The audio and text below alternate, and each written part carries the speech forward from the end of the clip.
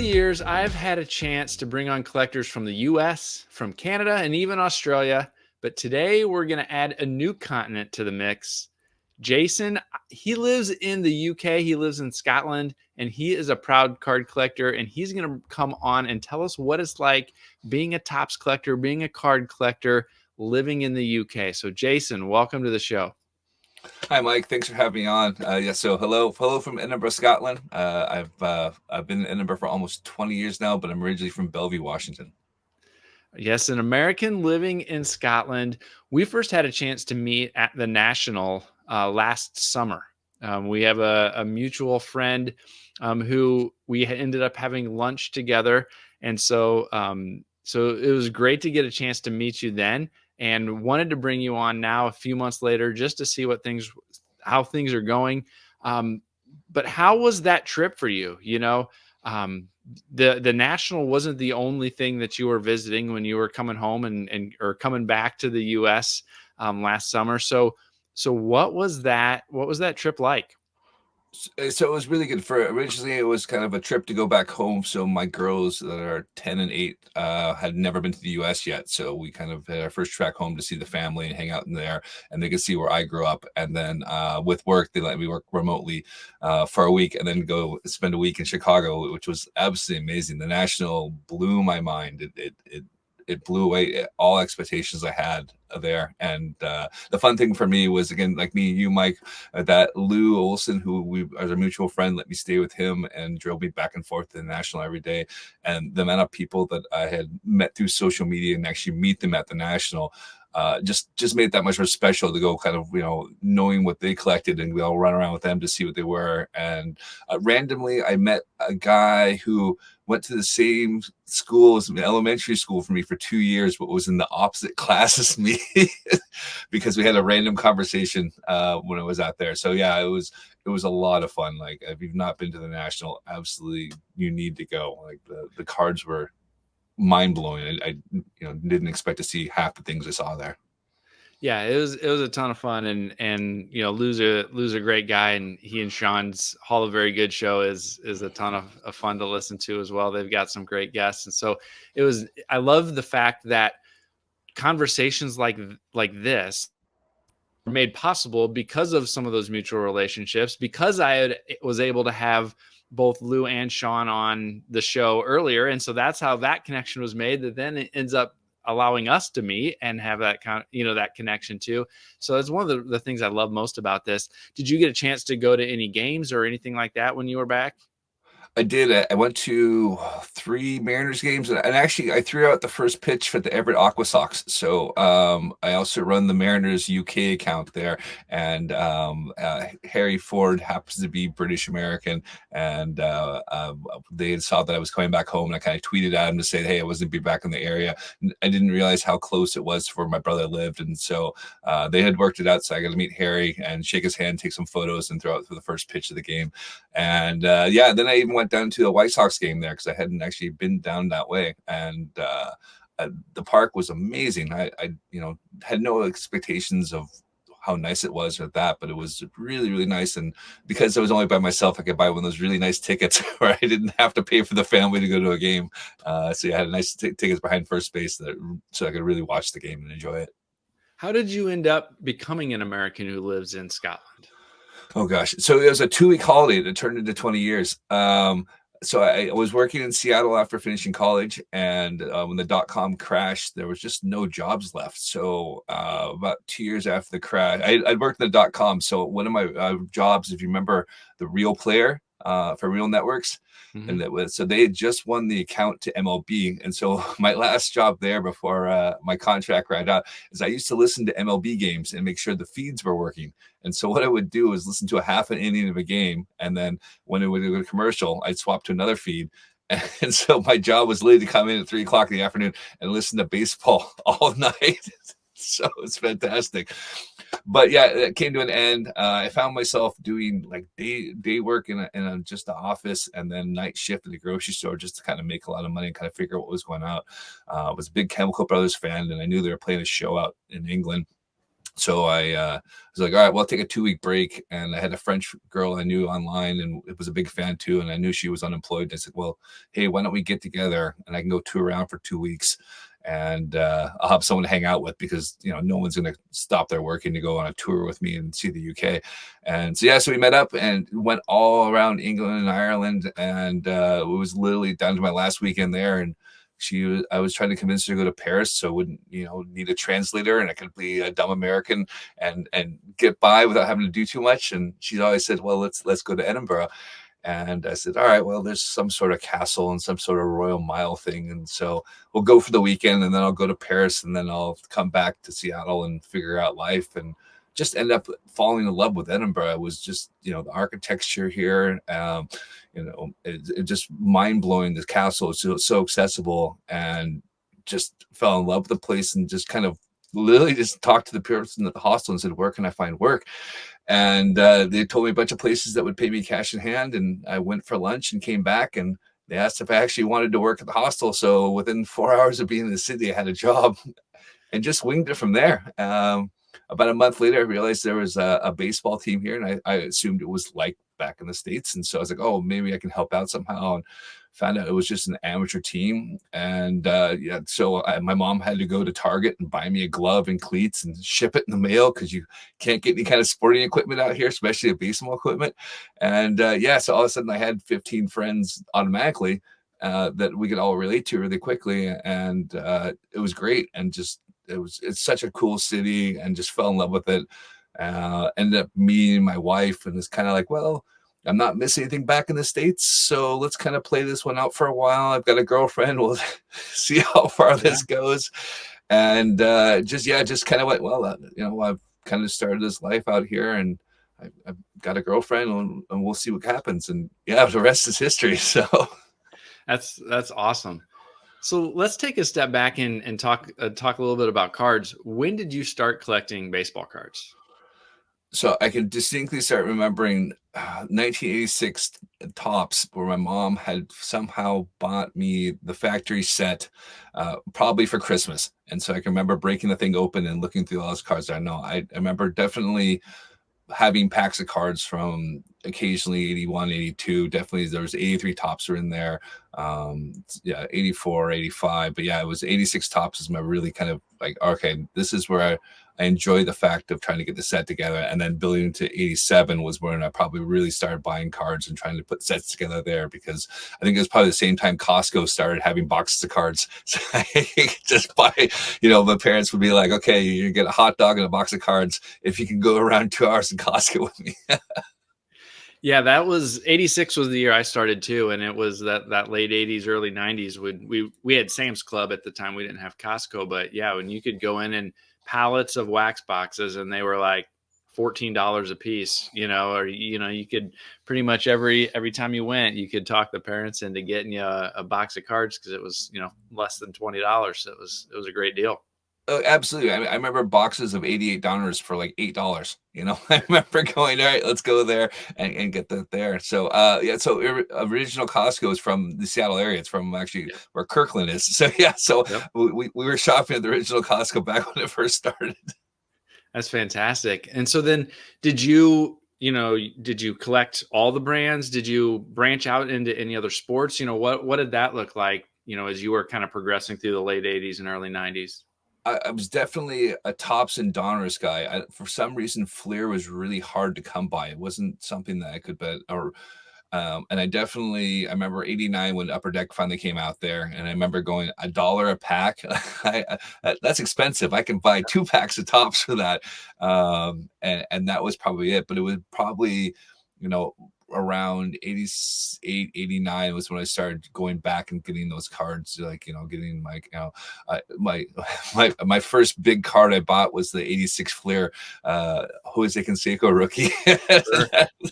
So I remember saving my $50 up for that and going, this is great there. And then, started kind of collecting the back sets and buying packs there. And then usually, like I said, buying stuff you get at Costco then for the next few years. And then obviously, high school priorities change and just kind of stopped collecting for a bit. And then kicked back up in 2001 when we had the All-Star game. in Seattle. So I had volunteered for FanFest, and walking around the center there, I was able to talk to various tops that are there. And funny enough, I won a box of Bowman and an Ichiro rookie there from one of the prize giveaways there. So that kind of kicked it back up again. So my collection started after the next 2 years of buying stuff back in all 2001, 2002, 2003, and then trying to go back and get all those cards that I had. Again, when McGuire and Sosa were having the home run chase, it was going back to the cards and going, all right, I've got a lot of money here. Yep. What's that collection look like today? Are you still actively, are you still collecting the new stuff? Do you still primarily focus on, the players from the past? What's that collection look like today? So it wasn't until Project 2020 came out, it really got me back into it again. So my friend Graham, who's my co-host of Tea and Tops, I had bought him a pack of 87 tops when he came to we had a traveling wedding party where we got married in Vegas and then went to Seattle and then went to Toronto because we had another friend that lived in Toronto. And I had bought him a pack in 2005 from the little card shop that was in the Pike Place Market, and they said, "This is what I grew up opening." And that had always kind of had this low fire lit under him slowly. And so he started collecting about 2015 and started doing breaks in the UK and kind of building things up there. He's kind of like, I need a new hobby, and I really love baseball, and this seems like a really easy way of doing it. And he's got bigger and bigger. And so he'd always send me stuff there. He's like, "Yeah, I know you collected cards back in the 80s and 90s. If anything come across anything, he'd tell me anything what it's worth and whatnot." And I'd look at his cards, go, "Oh, that's pretty cool." That's stuff like that. But then when the Project 2020 came out, that really kind of drew me in because I've really enjoyed those Dick Perez cards and those Vernon Wells Jr. cards. And the art cards were really cool. And so when that started coming out, I was like, oh man, like I actually really enjoy collecting cards again. So so from there, I've just went to Project 2020 and then Project 70, and I started collecting those cards there. I just really enjoyed the art for it there, and he does more of the modern stuff, and I've kind of went with those cards for the moment. So, but collecting over here, it's extremely difficult. It's not cheap, and it's tough to get cards. Yeah, I was wondering about that. What is that environment like? I mean, when you want to collect, are there hobby shops over there that you're able to go to? Do you have to try to buy direct? I know over the last couple of years, there's been a couple different like Topps UK releases, but were those just available in retail environments over there, or what's that collecting environment look like? It's extremely hard to get anything. So Topps UK, the ongoing joke is whenever they put anything baseball related, it got mixed in with a shipment from Topps, and they have a case of it and they have to sell it. So it's really, baseball cards are pretty much non-existent there. Dave and Adams has opened up a store in the Netherlands, and when you're going to try to make a road trip out there this summer to go check it out and see what it's like.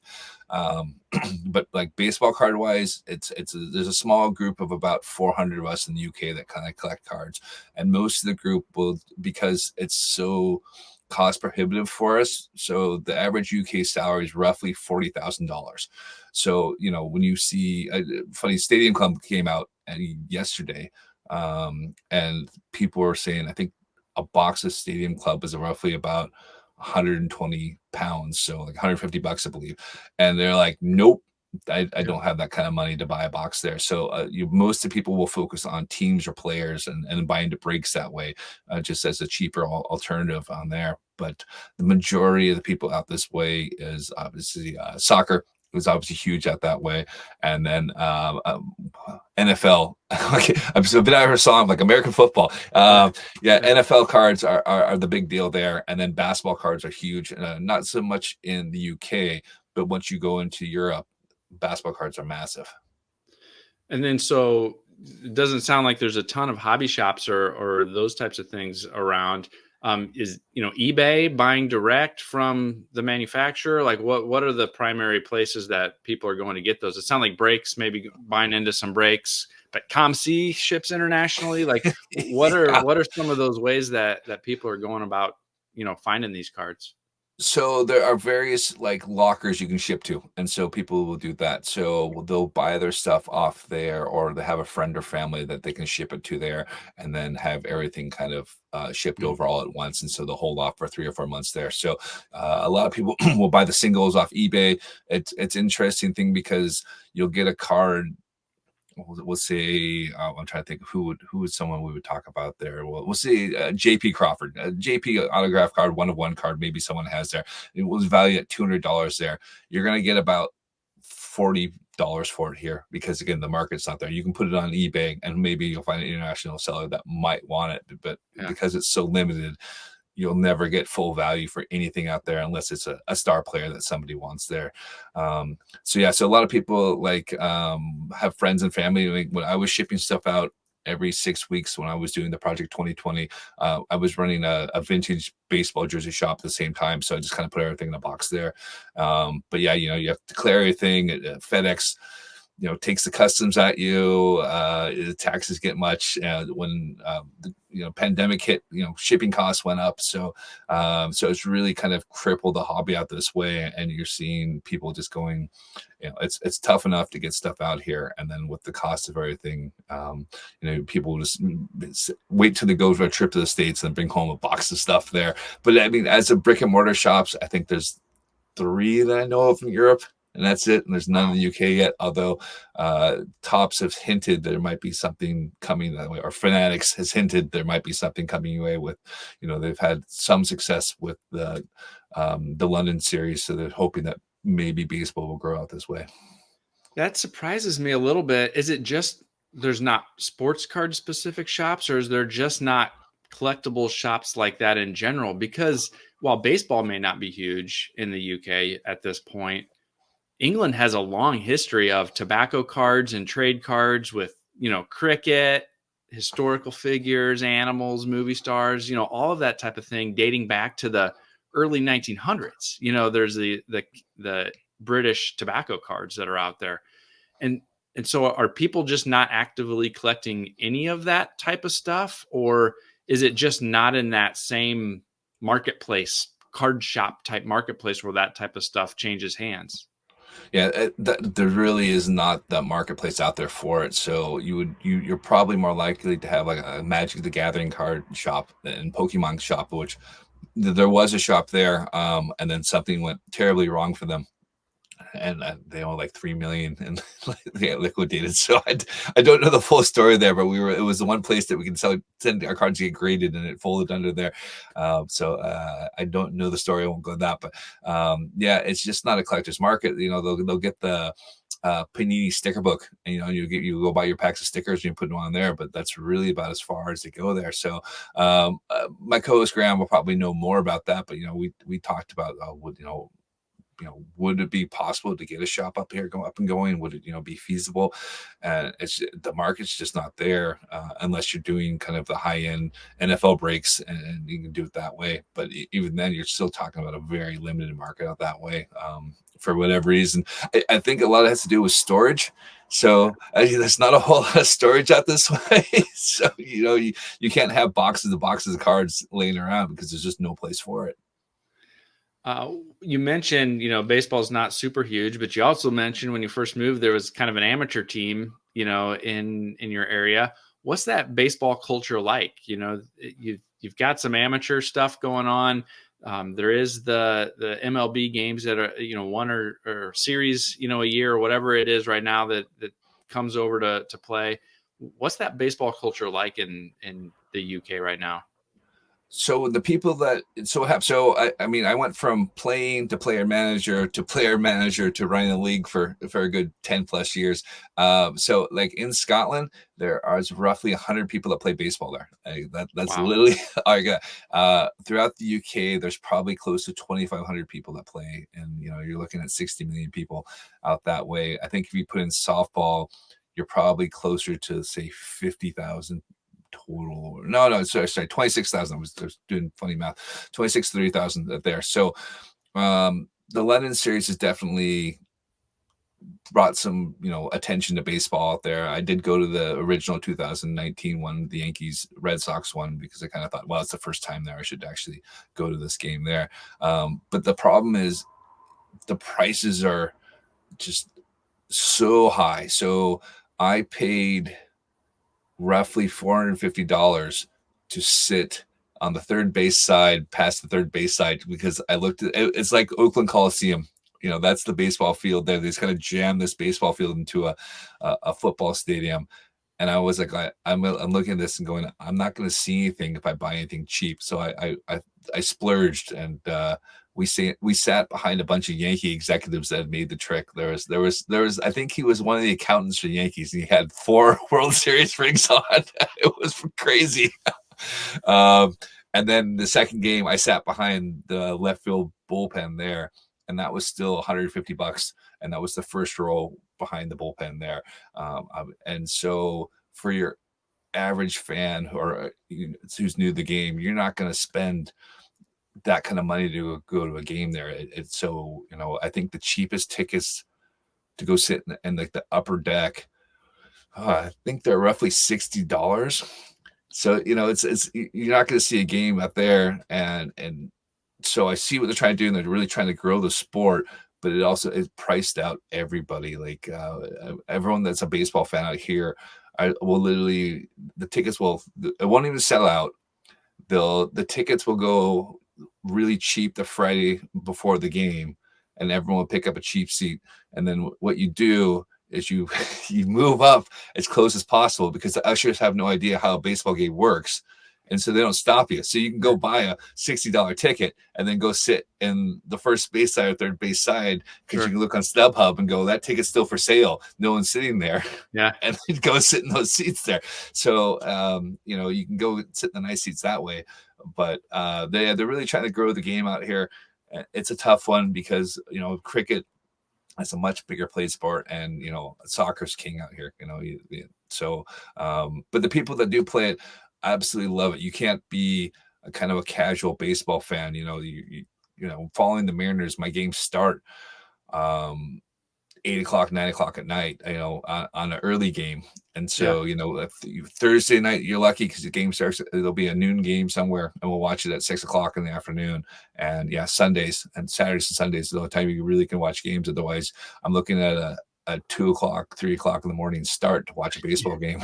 It's really hard being a West Coast fan, but the people that do it, they love it. I mean, there's the guy that's a mad Angels fan who watches every game, regardless if the game starts at 3 o'clock in the morning or 9 o'clock at night. So are you actually able to watch, or is it available streaming? The MLB is notoriously terrible for the blackout rules and the way that, people are able to catch their favorite teams. What's that like for somebody being overseas?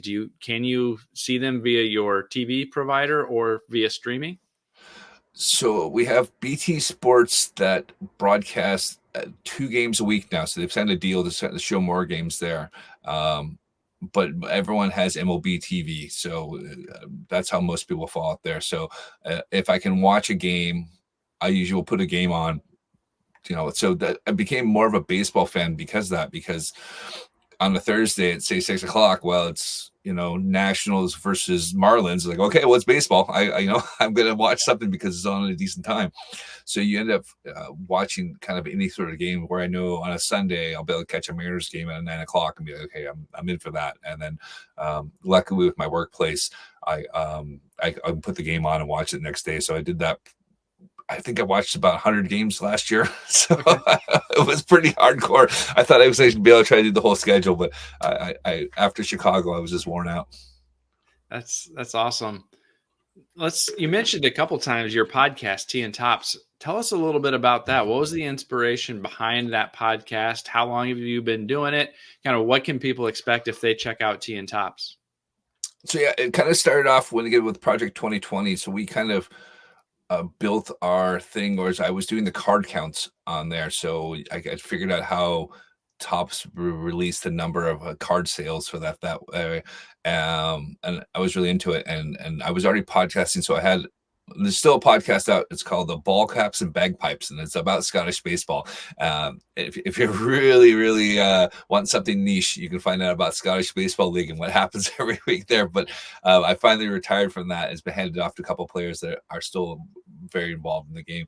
And so Graham, I had said, well, why don't we do a podcast here? You can, you're keen on all the new stuff out there, and you're always following the releases, and you're buying boxes and stuff like that. So why don't you cover that? I can cover the Project 2020, Project 70. And then if we talk about any kind of vintage cards, I at least have a knowledge about it and do that, and then really try to connect with the UK collectors and see who's out there and let them talk about their collections, because everyone's got a varying collection. We have one guy, Glenn, who's originally from Michigan, and he's pretty hardcore set collector, so he gets everything out that way and shipped out once a year. So he's kind of the godfather of card collecting out that way, because he's been out here since the early 90s and still putting his sets together, and he was one of the guys that he couldn't make it to the national last year, but he had gone 2 years ago and introduced me to his group of friends that he is out that way. So yeah, so we just kind of we doing a live show. We found it was much easier to do a live show every kind of Monday night, and if people wanted to engage with us, that was great.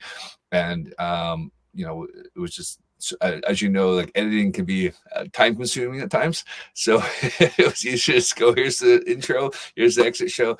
And yeah, it was a really good way to meet the various people through the community. Most of the people are on a kind of a Facebook group out there, so we would go reach out to people to see if they want to talk about their collections and how they got started, because I always found it fascinating that here is somebody in a small town in England, and they've been collecting cards somehow. Usually it's a trip to the States and they bought a pack of cards, and that was their way of kind of staying involved with baseball, because they were, again, probably nowhere close to a baseball team to go play, or didn't have the athletic ability to play. So that was their kind of way of still being a fan and collecting the sets of their teams. Very, very cool. Back to your collection, as we kind of wrap things up, 2020 was your most recent focus, Project 2020, Project 70. Is there any kind of key card or kind of something that's high on your want list that you're still trying to track down from either of those two releases, or were you able to kind of already get what the primary focuses were for you? There is one card I'm absolutely dying to get. I know who has it, but the cost is way too much. So when Project 70 came out, and Alex Pardee did his Brightmares one. So if you're not familiar with that, he kind of does these vivid nightmare cards there. I think it was probably the second or third card. I tweeted Alex Pardee a picture of Dave Parker when he was wearing the hockey mask after he broke his jaw, and kind of said, hey Alex, I'm sure you probably have your 20 players in mind. If you haven't, here's a good card. I think it will work really well. And heard nothing from it. Didn't think much about it. About 4 or 5 months into the project, he came out with a Dave Parker card and said, credit due for this inspired me to do his card there, which was pretty cool that I got to inspire, probably the most popular artist of that set to do a card for us. So there's a 101 card, and I know who has it, but I don't think it's going to leave his hands unless it's a large sum of money so I can get that there. So, but I do know who has it if I ever need that there. So if I ever get the win the lottery, I can go and buy that from him and get that 101 Dave Parker card for me. So very cool. Well, hey, I really appreciate you spending a few minutes kind of enlightening us on what it's like to try and collect cards over there in Scotland, and what it's like to be a baseball fan over there. So I really appreciate you spending a little bit of time. Before we go, let people know if they want to follow along with your collecting journey, or they want to check out the show, where can people go to find you? Yep, you can find us on social media there. We're just Tea and Tops. You can, if you do a search for us, you'll find us up there. Yeah, we're looking to bring the live show up once spring training starts up again, and people are kind of getting back into the long winter being over and getting, oh yes, baseball season's coming out there, and everything kicks off for the new series of baseball cards. But yeah, tea and tops, we usually do it. I don't know what time we'll be doing it this time, but if you're at work, you can always jump in. We know we have quite a few people in the US who like to engage with us and say hi when we're doing the live show. So yeah, we'll be back there soon. But yeah, look out for us next sometime in February, and we'll kick off back again. Sounds good. Thanks again, Jason. No problem, Mike. Thanks for having me on.